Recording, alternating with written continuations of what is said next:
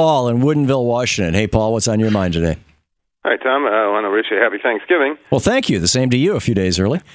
Yeah, well, I probably won't talk to you, but, we're talking about Bernie and the FDR, going back to the FDR period, which is a favorite period of mine, but I think the Republicans, it's not a stretch to say they don't want the economy to do well. When you think about it, when unemployment comes down, which is down to 5%, it was during Bill Clinton's time, it was about 4%. When unemployment comes down, interest rates go up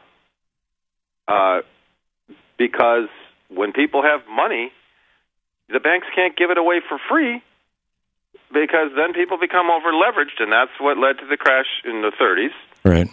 So similarly, when unemployment is low and wages are higher, people have money. So it is in their best interest, and it's not too big of a stretch to think about the fact that when the economy suffers, the corporate sector does well. And it's not a stretch to think about that, given that when the stock market goes down, you can still make money. Oh, you can if you're an insider, if you're a Wall Street insider, you make as much money when it goes down as when it goes up because you're just taking a skim off the top of all the trades. And the Republicans know well, and this is there's a long history of this, that typically when the economy is bad, the party in power changes, and when the economy is good, the party in power doesn't.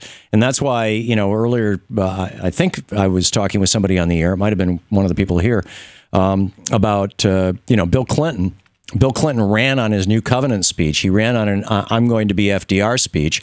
He didn't govern that way. And so then the question was, well, if he didn't govern that way, how did he get reelected? He got reelected because we were in the middle of the dot-com boom. The economy, the internet was just coming on, and the economy was growing like a weed, and people tend to like that. It really is the economy, stupid. Yeah, it really is. And the other thing is that when it comes to the minimum wage, I have to point this out, that Republicans don't really want, it's not just a higher minimum wage they don't want. They don't want the minimum wage at all. Excuse me, you're right.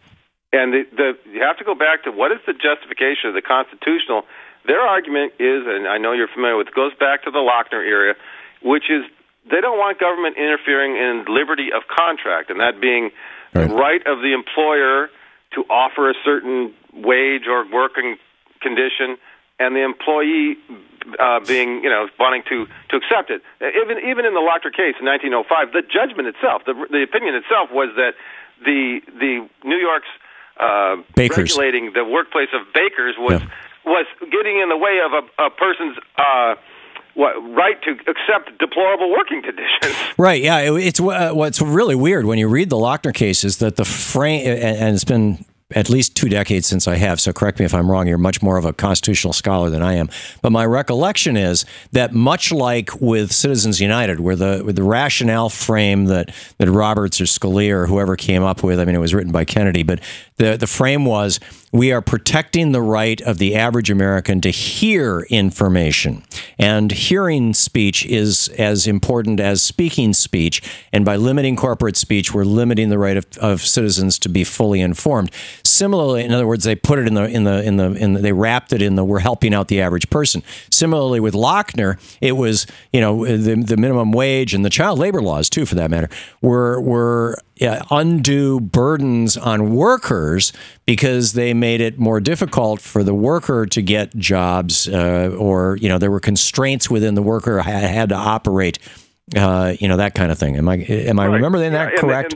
They also, I don't think they believe, and when you extension, they don't believe in equal work for equal pay, because if I can pay Tom $4 an hour to come in and do a job, if Shano is willing to come in and do the same job for $2 an hour, well, why should I should be able to give that job to him. There should be no constraints, so there really isn't a belief in equal pay for equal work. And you're right, even under child labor in the Dagenhart case in 1918, the court ruled that if we were to allow Congress to outlaw child labor, they might outlaw all labor. Right. You see? Yeah. And then nobody would be able to work. Yeah. You're exactly right. It's the old slippery slope argument, but it's always framed in the, just like Reagan, when Reagan proposed cutting the top tax rate from 74% to 50%, and then again proposed cutting it from 50% to 28%, and was successful both times.